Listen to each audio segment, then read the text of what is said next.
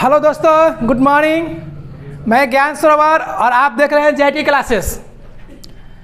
हम लोग 12th का मैट्रिक्स आज पढ़ेंगे। हम लोग इन्वर्स में देखें कि किस तरह से ट्रिग्नोमेट्री को इन्वर्स में कन्वर्ट करके मैथ दिया हुआ था, और मैट्रिक्स में हम लोग शुरुआत से लेकर के एंड तक बनाएंगे। इसके बाद जो जो क्वेश्चन आपको छोड़ा जाएगा, समझाया जाएगा, आप line by line her question को बनाइएगा।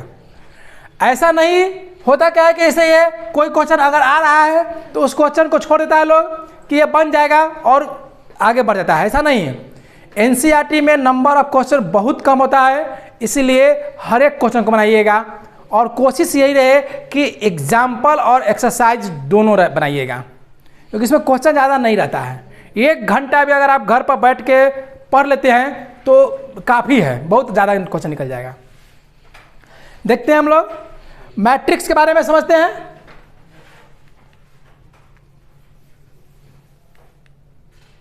आगे नहीं बढ़ रहा है।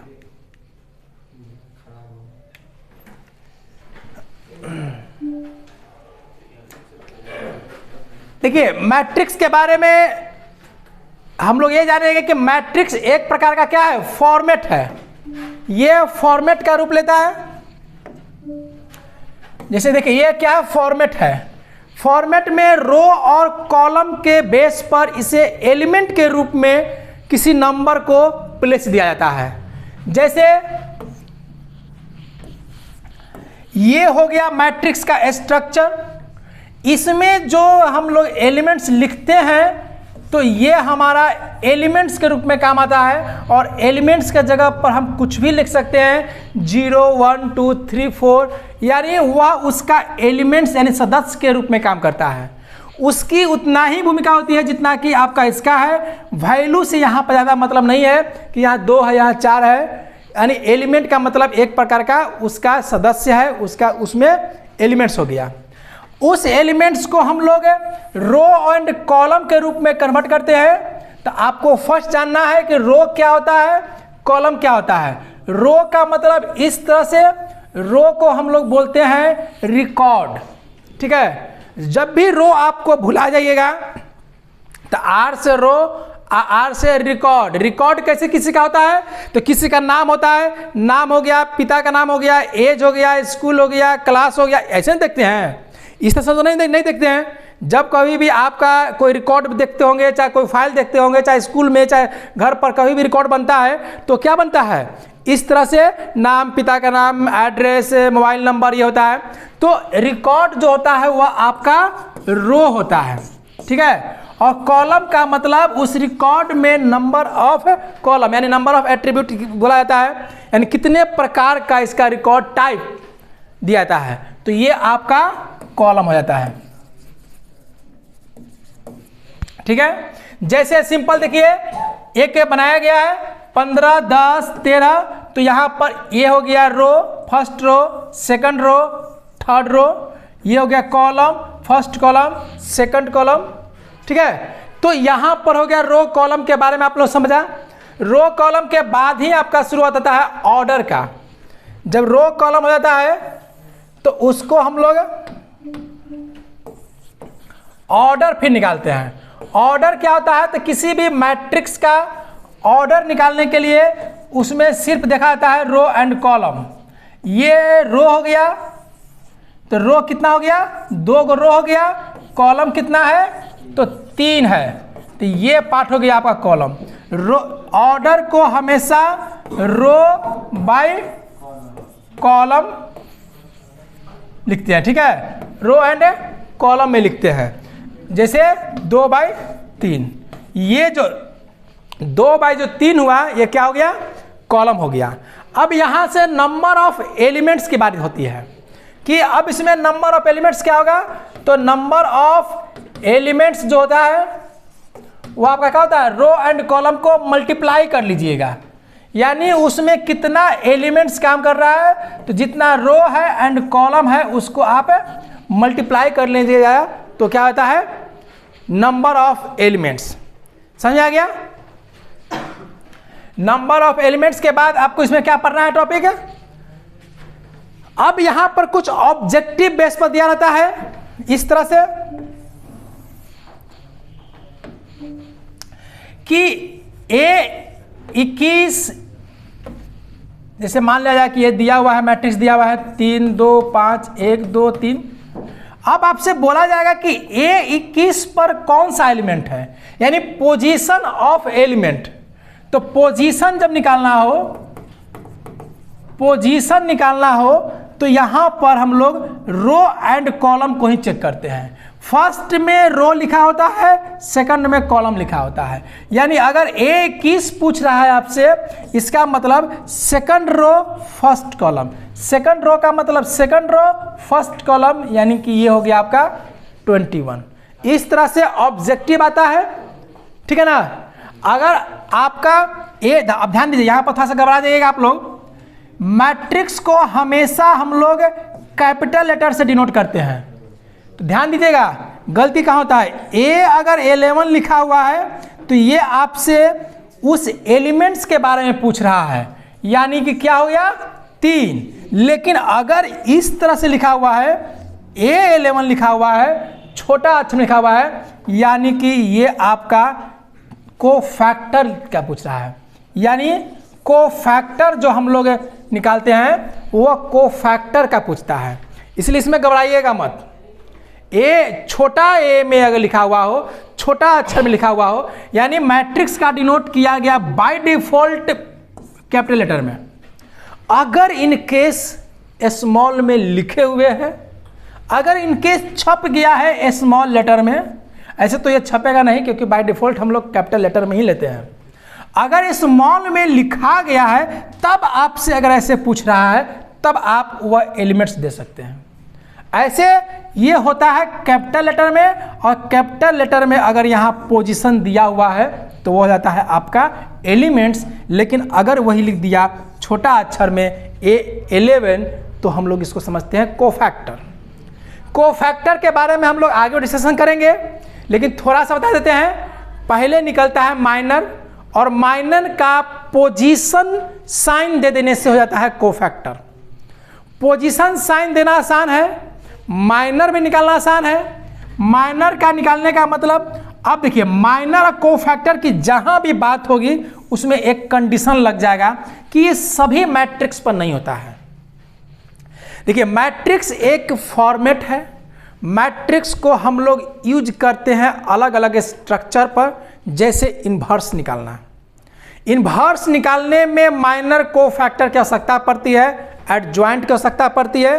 तो उसमें आपको जब इन्वर्स निकालना हो तो उसमें ऑर्डर आपका सेम होना चाहिए, यानी स्क्वायर मैट्रिक्स में आपका ऑर्डर होना चाहिए।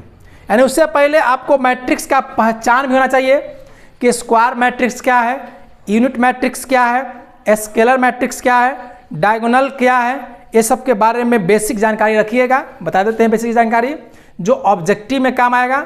जैसे ये दे करके आपसे पूछा कोफ A11, ये नहीं पूछ सकता है, ठीक है, क्योंकि कोफैक्टर निकालने के लिए हमें माइनर निकालना पड़ेगा, और माइनर निकालने के लिए हमें उस पोजीशन से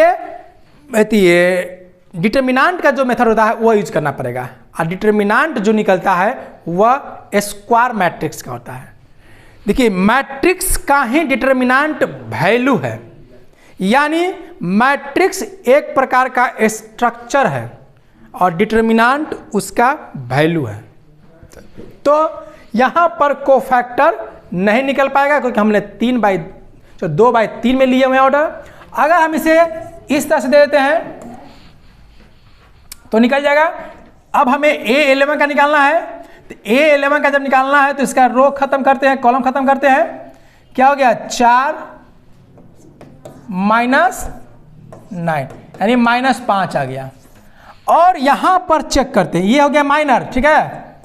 माइनर निकालने के लिए उस पोजीशन से रो खत्म, कॉलम को खत्म कर देते हैं। जहां 4 को बचा हमेशा इस डायरेक्शन में पहले ऐसे मल्टीप्लाई करेंगे, फिर ऐसे मल्टीप्लाई करेंगे, ठीक है ना। उसके बाद जो निकल गया ये माइनर होता है, इसका पोजीशन साइन देना होता है। तो पोजीशन साइन के लिए हम लोग कुछ नहीं करते हैं, जो पोजीशन हमसे पूछ रहा है यानी A11 पूछ रहा है तो 1 और 1 क्या हो गया, 2 हो गया, यानी उसके रो पोजीशन एंड कॉलम पोजीशन को ऐड करिएगा। जो ऐड करने पे इवन नंबर आता है तो इसका साइन चेंज नहीं होगा, ऑड नंबर आता है तो साइन चेंज हो जाता है। यह क्यों होता है, क्योंकि यह फॉर्मूला होता है कोफैक्टर इक्वल टू -1 के power i plus J into minor, यही होता है। तो माइनर में क्या गुना करना है, तो -1 के पावर कुछ बोल रहा है, -1 के पावर कुछ बोल रहा है मतलब 1 ही रहेगा। पावर कितना रहेगा, 1 के पावर, ध्यान रखिएगा 1 के पावर फ्रैक्शन में हो, डेसिमल में हो, किसी भी फॉर्मेट में हो वैल्यू 1 आता है। ठीक है, ऐसा नहीं कि 1 के पावर 2 है तो 1 आएगा, 3 है तो 1 आएगा। 1 के पावर किसी भी तरह का फ्रैक्शन हो, 5/12 भी रहेगा तो वैल्यू 1 आएगा।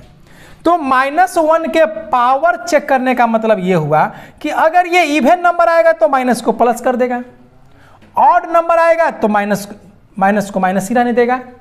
ठीक है ना, अगर 3 बार माइनस गुना करेंगे तो माइनस ही रहेगा, और 4 बार गुना करेंगे तो माइनस प्लस हो जाएगा।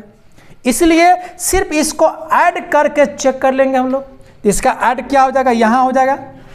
ऐड करके चेक करने से क्या हो गया कि 1 1 क्या हो गया 2, और 2 चेक करने पर अगर ये इवन नंबर आया तो ये 1 हो जाएगा, और 1 में माइनस से गुना करेंगे तो कोई दिक्कत नहीं होगा। आगे समझ में क्लियर है ना। पोजीशन क्लियर हो गया, रो एंड कॉलम्स क्लियर हो गया, आगे ना। रो एंड कॉलम में पोजीशन क्लियर हो गया, ऑर्डर क्लियर हो गया, आपका एलिमेंट्स क्लियर हो गया। ये सब पूछ सकता है कि अगर मैट्रिक्स दे करके बोलेगा 3 बिलोंग्स टू ए, ठीक है, तो आप अगर 3 बिलोंग्स कर रहा है एक एलिमेंट से तो है सही है, ये है एलिमेंट्स ऑफ ए। जैसे पूछेगा आप उसको बना सकते हैं, क्योंकि ये बिलोंग्स टू का मतलब होता है। उसके बाद ऑर्डर हम लोग समझ में आ गया।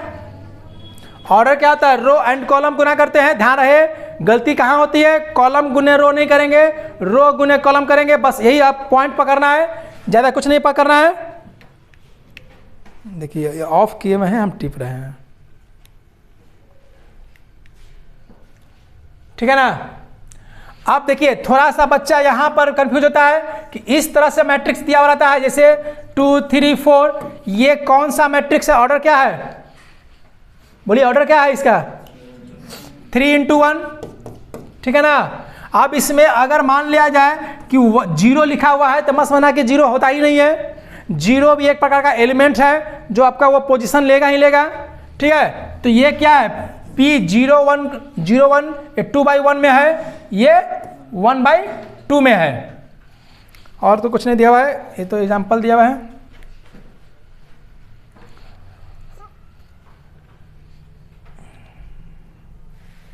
हाँ, इस तरह से क्वेश्चन एक आता है, ध्यान दीजिएगा। ये अगर आता है तो आपका 2 या 3 नंबर में आएगा। एक कंडीशन दिया रहता है, ध्यान दीजिएगा, ये आपको बना लीजिएगा। ये कंडीशन ज़्यादा नहीं, नॉर्मली कैलकुलेशन बेस रहता है।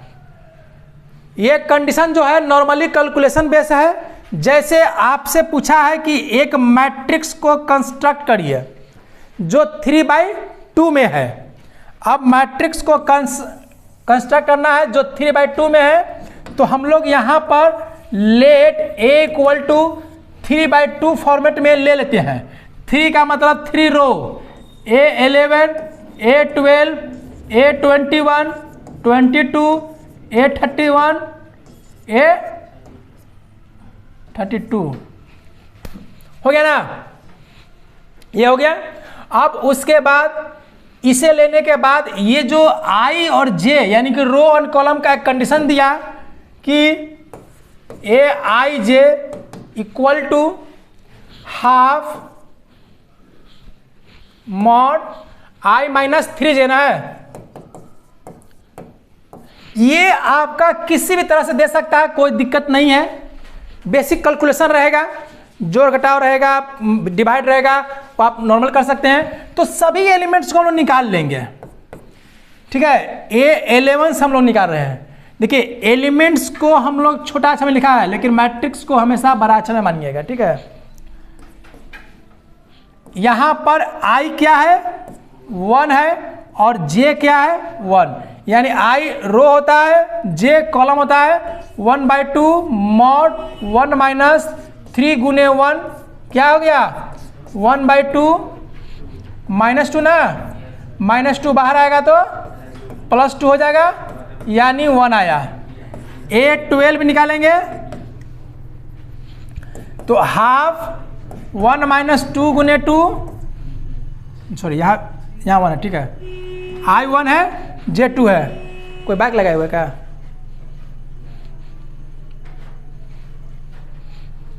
वन बाई टू हो गया ना, I 1 है, 2 है। 1/2 -3/2 हो गया। हाँ यह माइनस से प्लस हो जाएगा। तो जाके बाहर देखो तो, ठीक है। अब 21 I का मान 2 -2 गुने 1 क्या हो गया, 0। A22 1/2 2 गुने सॉरी क्या, क्या देखिए गलती है, 3 होगा, उधर ध्यान चला गया था।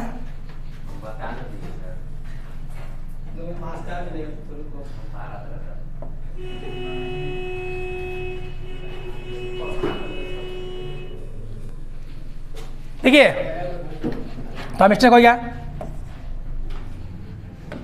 यहाँ पर 3 दिया हुआ है, 3 गुने 2 -5 ना, यहाँ पर हो जाएगा आपका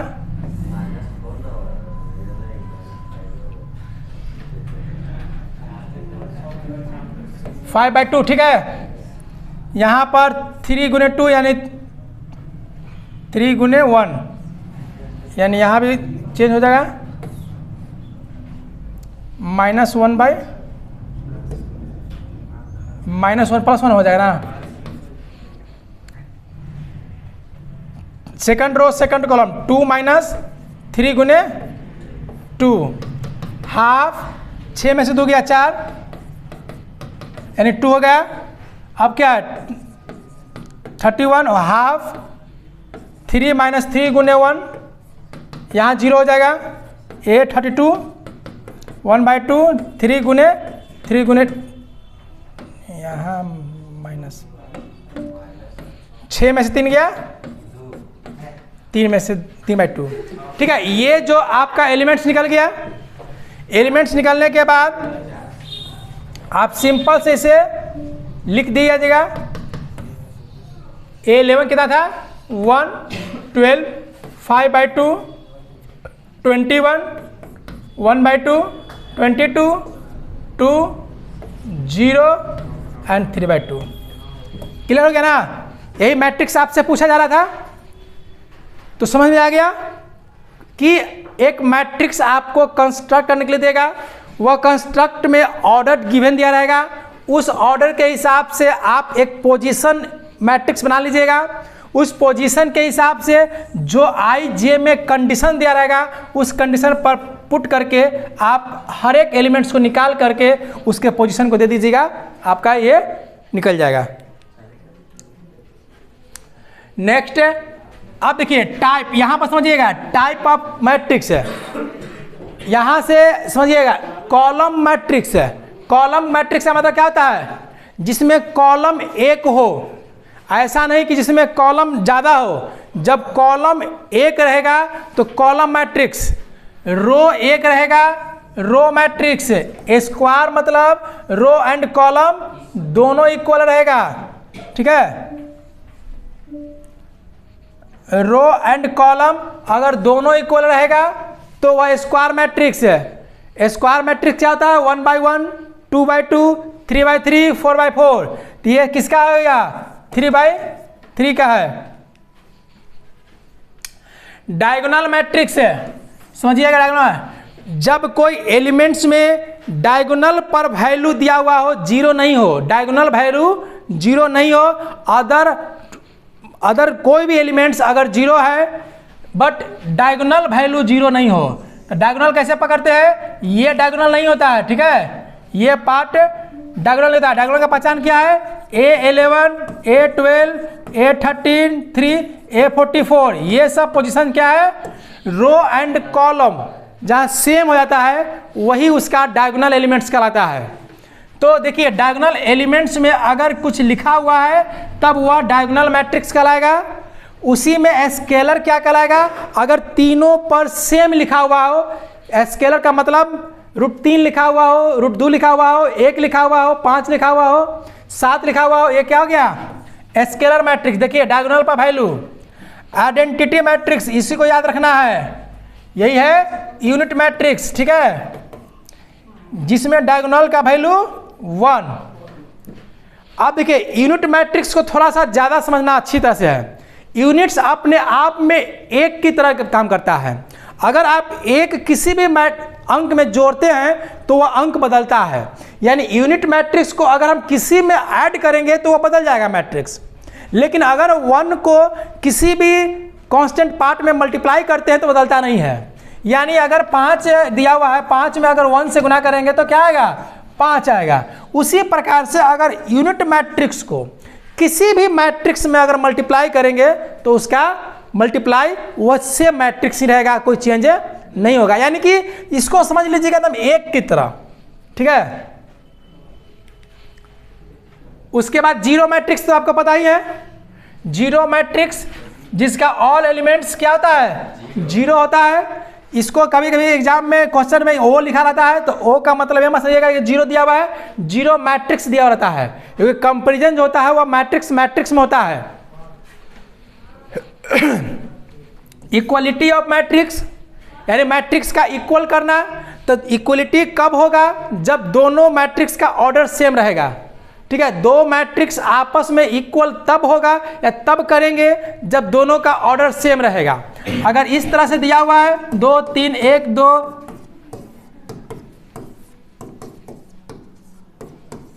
तो ये आपका इक्वल नहीं माना जाएगा, ठीक है। दोनों का ऑर्डर सेम रहेगा और सेम ऑर्डर में सेम पोजीशन वाले वैल्यू क्या होते हैं? सेम होते हैं। यानी अगर दो मैट्रिक्स दिया हुआ हो और दोनों को इक्वल किया हुआ हो तो उसके पोजीशन जो होगा वह आपका एलिमेंट्स सेम हो जाएगा, ठीक है। उसके बाद इसी पर एग्जाम्पल दिया हुआ, देखिए इस तरह से दिया हुआ क्वेश्चन रहता है। यहाँ पर चारों 2 बाई 2 में दिया हुआ है, कहीं से आप उठा लीजिए 2a + b, 2a + b = 4, a - 2b = -3। यहाँ से a b का मान निकाल लीजिए, फिर यहाँ से c and d हो जाएगा, c and d हो जाएगा, c and d का मान निकल जाएगा। क्लियर है ना? अब देखिए यहाँ से फर्स्ट एक्सरसाइज चालू हुआ। चलिए देख लेते हैं। मैट्रिक्स दिया हुआ है, ठीक है। द ऑर्डर ऑफ मैट्रिक्स कितना ऑर्डर है? ऑर्डर बोलिए 4/3, 3/4, 3/4, ठीक है। Number of elements 12। Right element, ध्यान दीजिए, a 13, a 21, a 33, 24, 23। अब यहाँ पर देखिए कोफैक्टर का जिक्र नहीं किया गया है, ठीक है। कोफैक्टर का जिक्र नहीं किया गया है। अगर कोफैक्टर लिखा रहता है, कोई मैथ में ऐसा रहता है जैसे a ऐसे दे दिया और a 21 ऐसे दे दिया, तो ये हो गया एलिमेंट्स और ये हो गया कोफैक्टर। या लिख भी देगा, ठीक है। अगर कंफ्यूजन होगा तो वो लिख भी देता है कि एक जो है छोटा ए जो है कोफैक्टर है। यहाँ पर नहीं लिखा हुआ है, मतलब सिंपल से आप एलिमेंट ना, A13 कौन है? 19, 21, 35 बना लीजिएगा।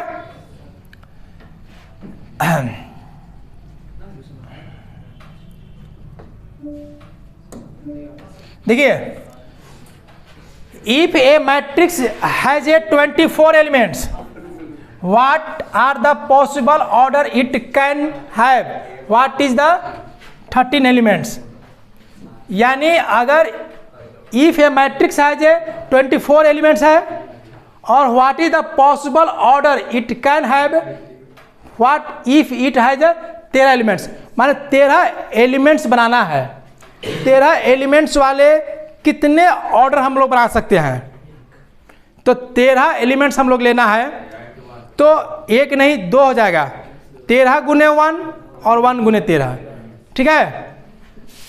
फिर बोल रहा है कि if have the 5 elements, 5 elements बनाना है, तो वही हो जाएगा 1/5, 5/1। यहाँ देख लीजिए, ये अभी आपको बता दिया गया है। 2/2 में मैट्रिक्स लेना है, उसके लिए आई और जे का रिलेशन दिया हुआ है, आप लोग पुट कर लीजिएगा। कोई दिक्कत है यहाँ पर? सेम यही पोजीशन यहाँ पर भी है। ये 3/4 में मैट्रिक्स लेना है, इसे बनाना है, टाइम लगेगा, घर पर समय देना होगा, क्योंकि है आसान। अक्सर लोग क्या करता है कि इसको बनाता नहीं है। अब करना ही क्या है, पूरे दिन बैठ करके आप इसको बना लीजिए, कम से कम कैलकुलेशन क्लियर रहेगा, ठीक है। अब यहाँ समझिए 6 नंबर में, find the value of x y z from the following equation.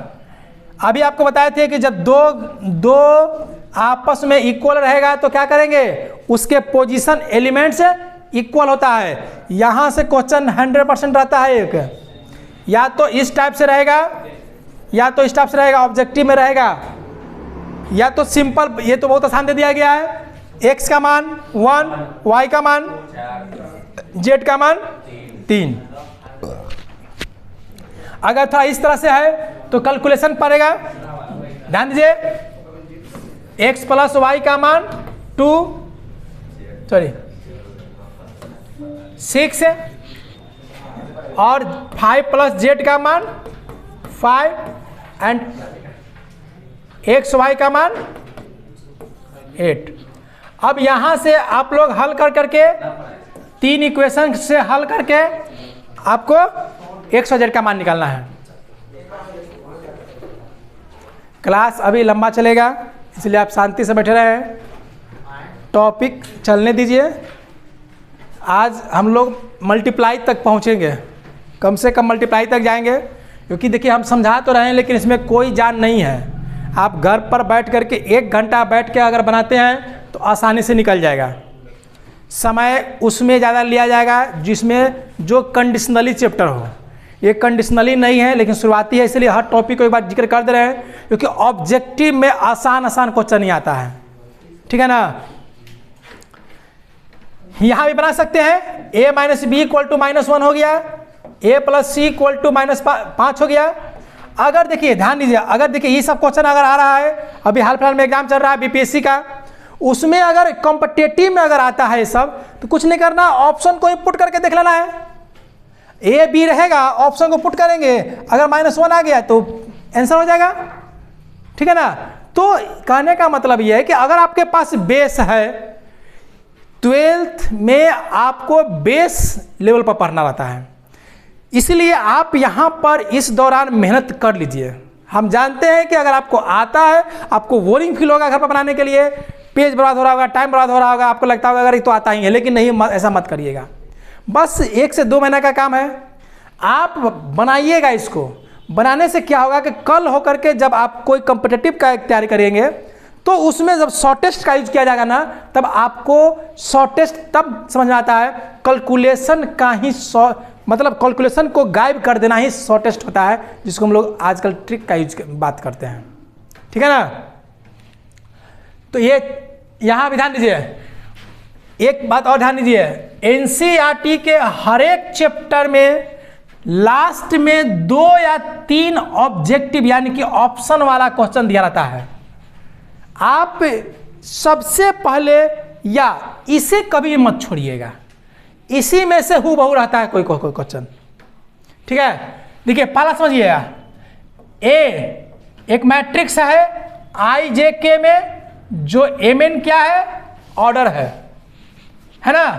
अब का is a square matrix, square matrix कब पॉसिबल है, यहां पर एम और एन बराबर होगा तब ना, क्योंकि आई और जे अगर यही बोल देता, ध्यान दीजिएगा अभी हम पूछ रहे हैं, अगर यहां पर गायब कर दे स्क्वायर मैट्रिक्स के जगह पर डायगोनल मैट्रिक्स लिख दे, डायगोनल मैट्रिक्स या स्केलर मैट्रिक्स लिख दे तो बताइए क्या होगा? फंस गए? यही जिक्र अभी हम कर रहे थे। डायगोनल जब चल रहा था तो उस पर हम गौर किए थे कि कौन से पोजीशन पर एलिमेंट्स रहेगा कि डायगोनल कहलाएगा। तो बताए थे A11, A22, 33 इस पर जब वैल्यू रहेगा सिर्फ तो वह डायगोनल कहलाएगा। यानी कि I और J बराबर, यानी I और J अगर बराबर रहेगा तो वह डायगोनल मैट्रिक्स कहलाएगा। ठीक है ना?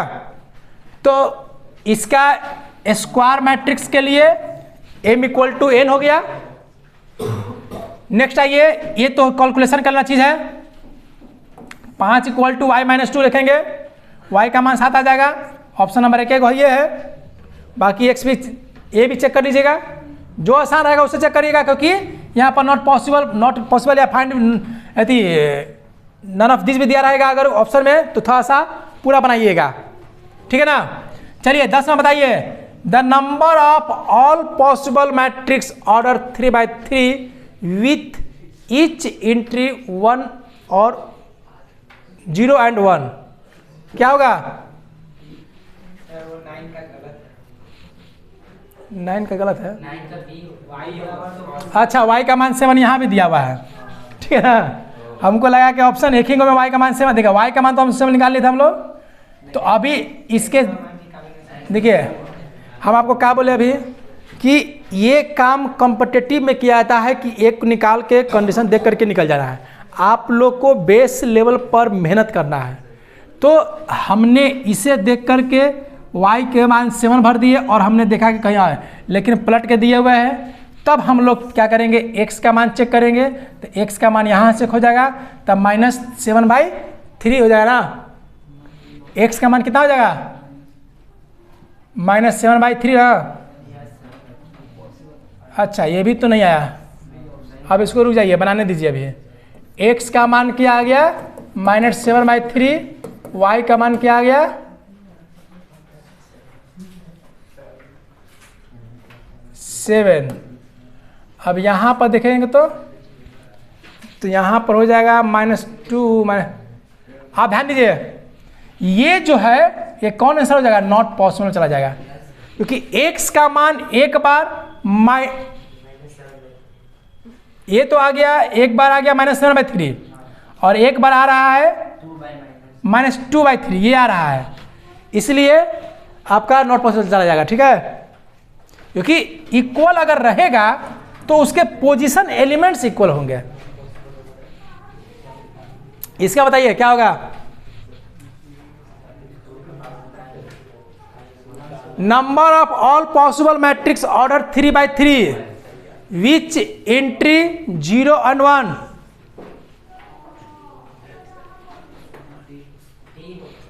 डी। कैसे?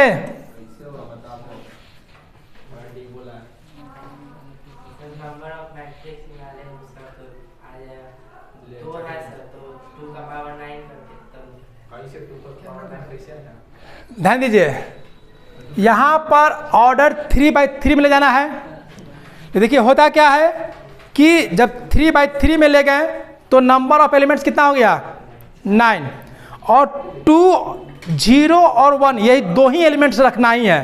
तो इसीलिए जब आपका याद करिए पढ़े होंगे 11th में परमुटेशन चैप्टर पढ़े होंगे, उसमें आपका क्या होता है कि जो नंबर ऑफ रिपीटेटर है उस पर आपका वो क्या होता है? पावर हो जाता है। यानी 2 के पावर 9 यानी 512। ठीक है? परमुटेशन के लिए क्या गया कि एक बार यहाँ 2, यहाँ 0, यहाँ 1, यहाँ 0, वहाँ 1, फिर इस एलिमेंट में 0, 1, इस तरह से करते करते आपका नंबर ऑफ पॉसिबिलिटी देख चेक किया जाता है। ठीक है? क्लियर हो गया ना? देखिए नंबर ऑफ पॉसिबिलिटी परमुटेशन पढ़े हैं क्लास। परमुटेशन में आपका यही पढ़ाया गया था 11th क्लास में कि कितने, देखिए बनाना क्या है? 3/3 में बनाना है। एक बार 0, 1 यहाँ रख दिए, बाकी कोई भी एलिमेंट कुछ भी यहाँ पर रख दीजिए, 0, 1 रख दीजिए, चलेगा। फिर थोड़ा सा इसको चेंज करेंगे, फिर एक बदल जाएगा, फिर यहाँ पर दोनों होगा, फिर बदलेगा। इस तरह से इसका फॉर्मूला था कि m के पावर n, ठीक है। तो यहाँ पर आपका जो दो एलिमेंट्स होता है उसके पावर जो नंबर ऑफ एलिमेंट्स होता है उसको रख देते हैं। क्लियर हो गया? यानी बेसिक यहाँ से ऑब्जेक्टिव आएगा। फिर एडिशन, एडिशन सिंपल है, ध्यान दीजिएगा। एडिशन में क्या कंडीशन है? एडिशन में सिंपल सेम ऑर्डर वाले ऐड कर सकते हैं, सेम ऑर्डर वाले माइनस कर सकते हैं, ठीक है। ऑर्डर में एडिंग में सेम ऑर्डर वाले को प्लस करेंगे, सेम ऑर्डर वाले को माइनस करेंगे। और प्लस माइनस में कोई दिक्कत है किसी को? कोई दिक्कत? क्योंकि बस सिंपल होता है, पोजीशन वाले को माइनस है। हाँ ध्यान रहिए, अगर आपका किसी भी मैट्रिक्स में अगर आगे आपका कोई कांस्टेंट पार्ट मल्टीप्लाई करना है तो इसके प्रत्येक एलिमेंट्स में मल्टीप्लाई करेंगे, ठीक है। मैट्रिक्स के आगे अगर कोई कांस्टेंट मल्टीप्लाई करना है तो मैट्रिक्स का हर एक एलिमेंट्स यानी कि सभी के सभी एलिमेंट्स में मल्टीप्लाई करते हैं। बाकी बेसिक की तरह जो मैथ्स होता है उस तरह से मैथ बनाएंगे। इसका प्रॉपर्टीज, तो ये सब प्रॉपर्टीज देख सकते हैं, लेकिन ये सब जानता है, जो बेसिक होता है वही प्रॉपर्टीज है, कुछ डिफरेंस नहीं है। डिफरेंस इसमें थोड़ा सा आगे आएगा, मल्टीप्लाई में आएगा।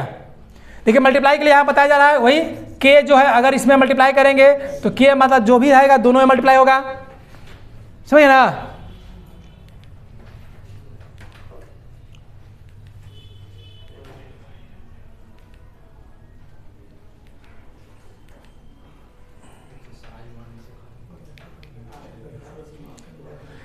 देखिए मल्टीप्लिकेशन आप थोड़ा सा ध्यान दीजिए, इसे सीख लीजिए, ठीक है। आज मल्टीप्लिकेशन क्लियर कर देते हैं। मल्टीप्लिकेशन के बाद सिर्फ बचेगा हम लोग को इन्वर्स निकालने के लिए, माइनर, कोफैक्टर, एडजॉइंट, इन्वर्स और लीनियर, यानी अगला क्लास में आपका मैट्रिक्स पूरा खत्म हो जाएगा। दो ही पार्ट में मेन चीज़ सीखना है, एक मल्टीप्लाई और एक इन्वर्स निकालने के लिए। इन्वर्स में भी थोड़ा सा माइनर, बाकी कुछ नहीं है, नॉर्मली मैट्रिक्स आपका आसान हो जाता है। चलिए अब हम लोग मैट्रिक्स था वो सीखते हैं। देखिए मल्टीप्लाई में अगर ए 2 3 4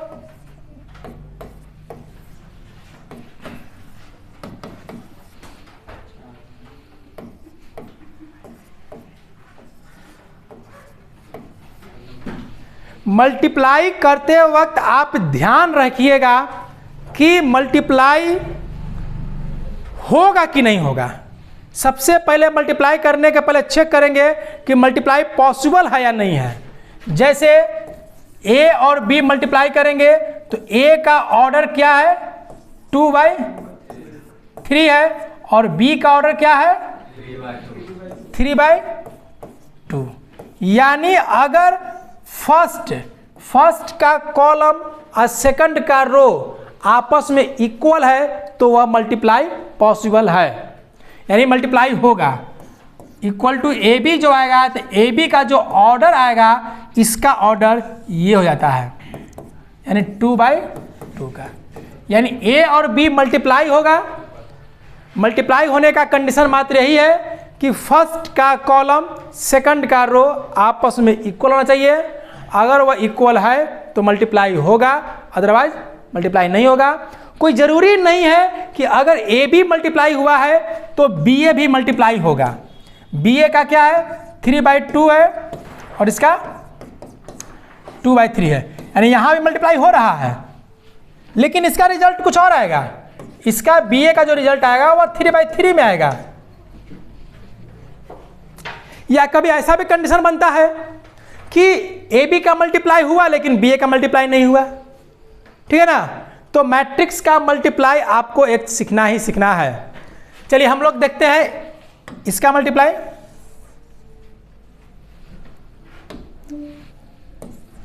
ए मल्टीप्लाई बी,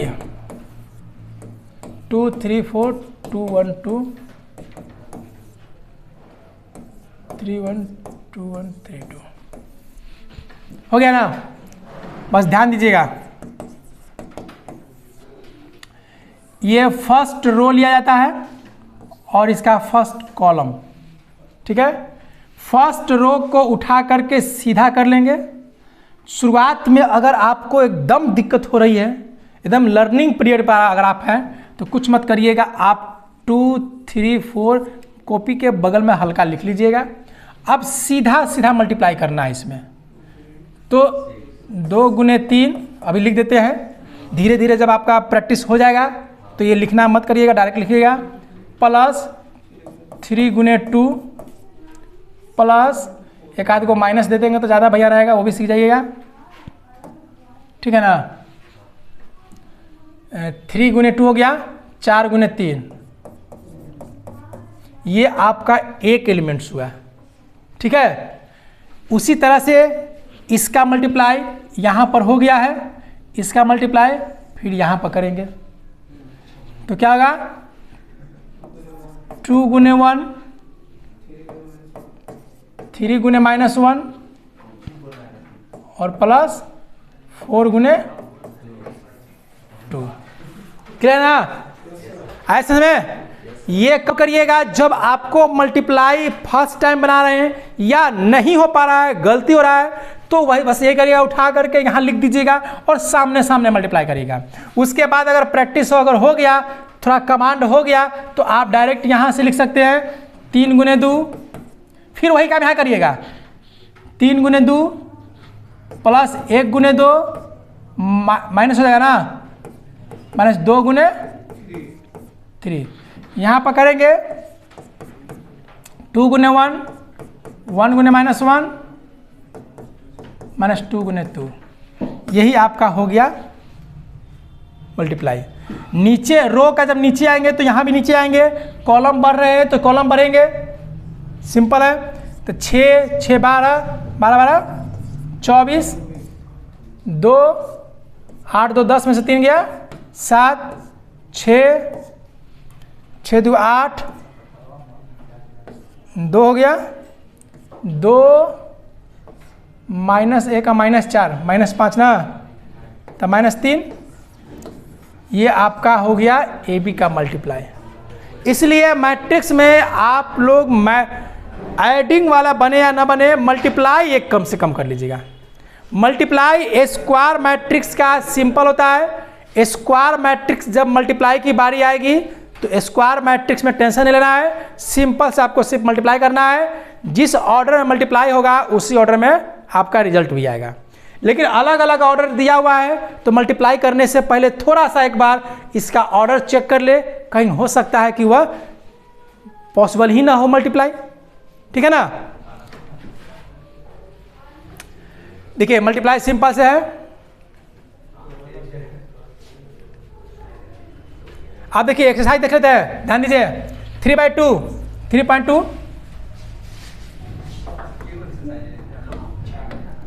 देखिए ए बी सी दिया हुआ है। पहला बोला ए प्लस बी निकालने के लिए माइनस बना सकते हैं, ये मल्टीप्लाई भी है, प्लस माइनस है। कंप्यूट द, यानी जो ऐड, देखिए ऐड करना है, सिंपल से ऐड करना है, बस खाली पोजीशन एलिमेंट थोड़ा सा डिफरेंस हो रहा है, बनाते वक्त दिक्कत होगी, आप पूछ सकते हैं, ठीक है। जैसे इसका होगा ए स्क्वायर प्लस बी स्क्वायर, ये जब ऐड होगा तो क्या होगा, +2ab। इसका आंसर क्या हो जाएगा, ए प्लस बी के होल स्क्वायर। उस तरह से आपका इंडिकेट प्रोडक्ट करना है, गुना करना है। 2/2 में है, मल्टीप्लाई हो सकता है। ये क्या है 3/1 में, 1/3 में, इसका क्या आएगा, इसका रिजल्ट क्या कितना आएगा, 3/1 है, 1/3 है, इसका रिजल्ट कैसा आएगा। देखिए इस तरह से सब मल्टीप्लाई करता है तो लोग दिक्कत होता है। देखो वो किस में आएगा, हाँ 3 × 3 में आएगा, 2 3, सॉरी इसमें एरो देने की आवश्यकता नहीं है, कॉमा देने की आवश्यकता नहीं, ठीक है। कॉमा किसमें पड़ता है, सेट में। तो ध्यान दीजिए, यहाँ से ये और ये पार्ट सिंगल सिंगल है तो क्या हो गया 2, इधर में बढ़ा 3, इधर में बढ़ा 4, नीचे आएगा 4 6 8, फिर नीचे आएगा 6 9 12 आ गया 3/3 में। तो मल्टीप्लाई एकदम करिएगा, यह सब मल्टीप्लाई दिया हुआ है।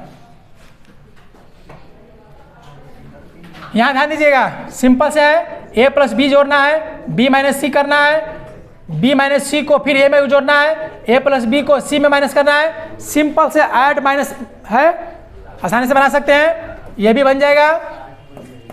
देखिए कॉस से मल्टीप्लाई करके, साइन से मल्टीप्लाई करके गुना करना है, सॉरी ऐड करना है। मल्टीप्लाई करेंगे, ध्यान दीजिए, मल्टीप्लाई करेंगे तो कॉस किस में मल्टीप्लाई होगा, सभी में होगा ना मल्टीप्लाई ना, बाहर। हाँ अगर यही अगर इस तरह से दे देता तो हो जाता मैट्रिक्स का मल्टीप्लाई।